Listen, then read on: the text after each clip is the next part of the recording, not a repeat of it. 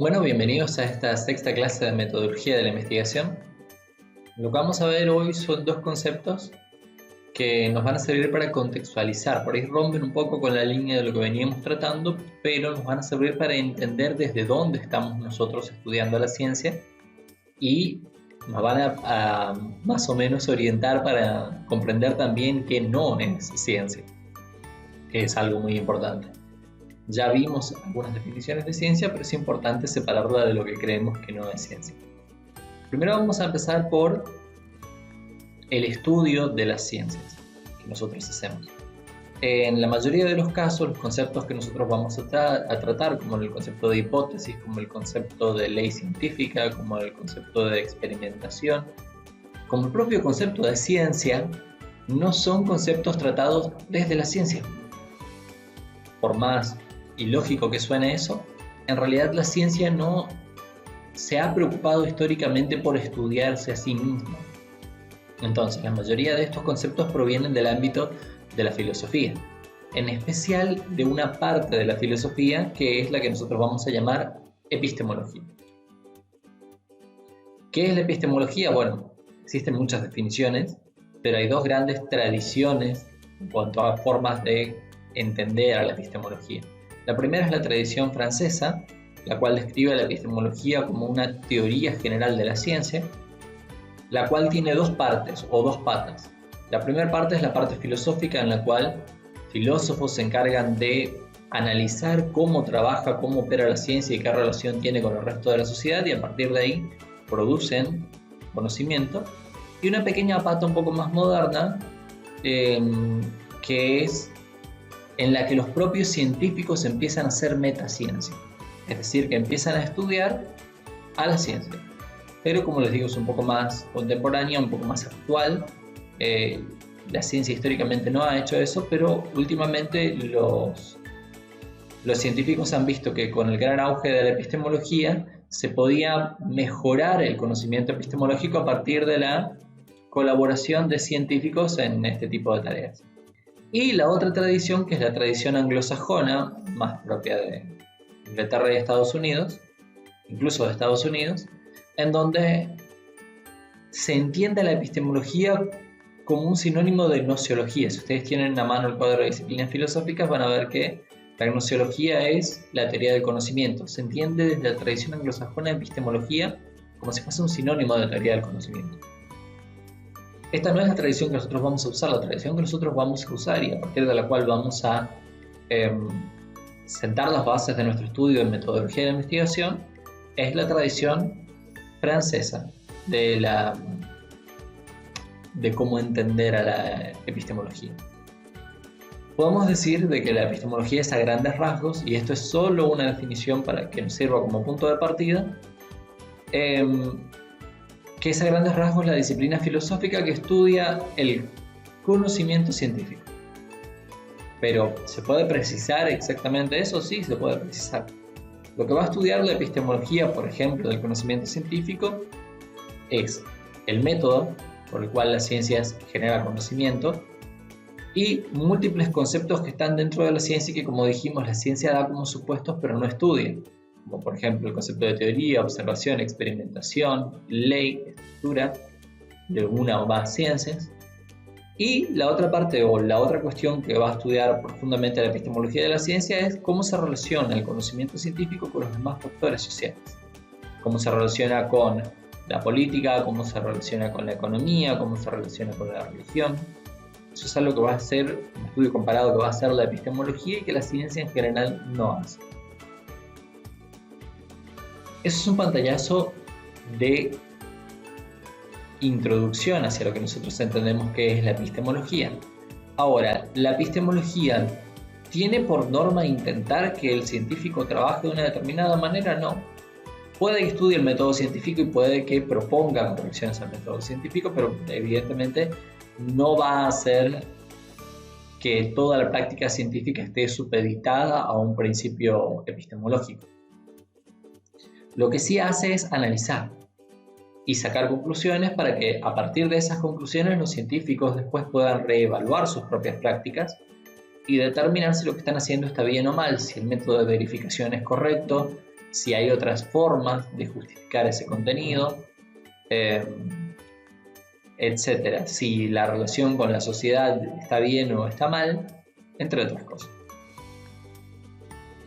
Ahora, ya vimos que es epistemología y ya entendemos de que a partir de esto, de nuestro concepto de epistemología, es que nosotros vamos a estudiar en metodología de la investigación cada uno de los pasos del proceso científico.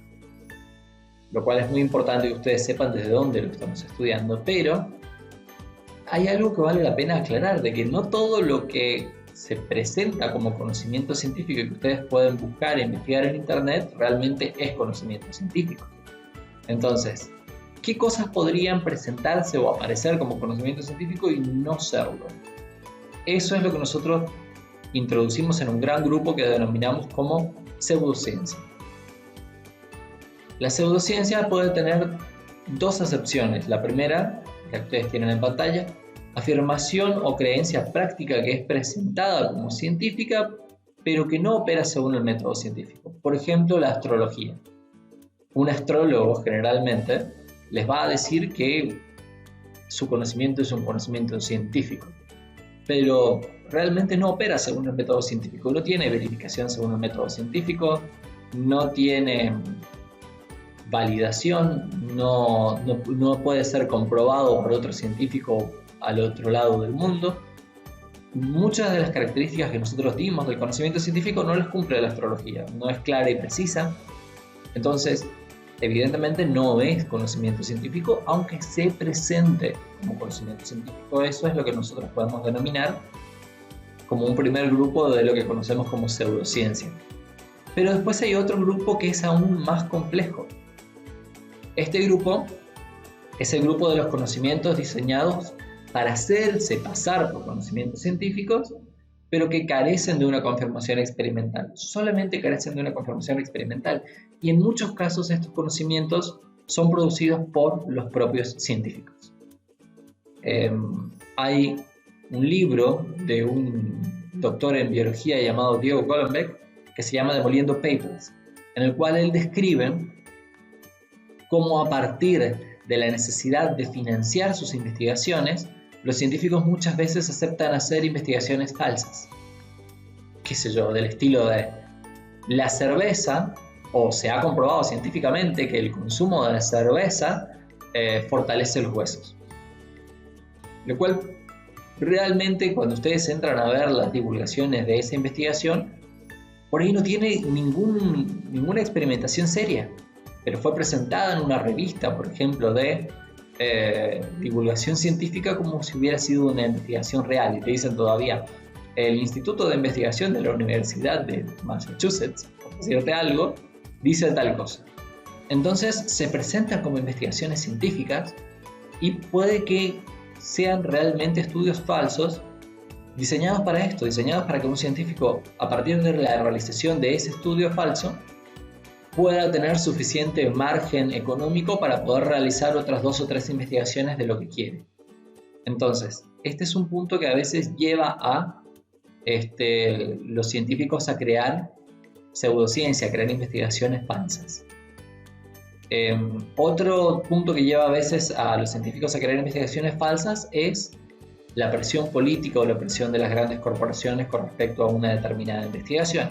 Esto también puede producir de que la política, por ejemplo, por querer vender algo o acelerar un proceso, termine incidiendo en los investigadores sobre determinadas conclusiones apresuradas.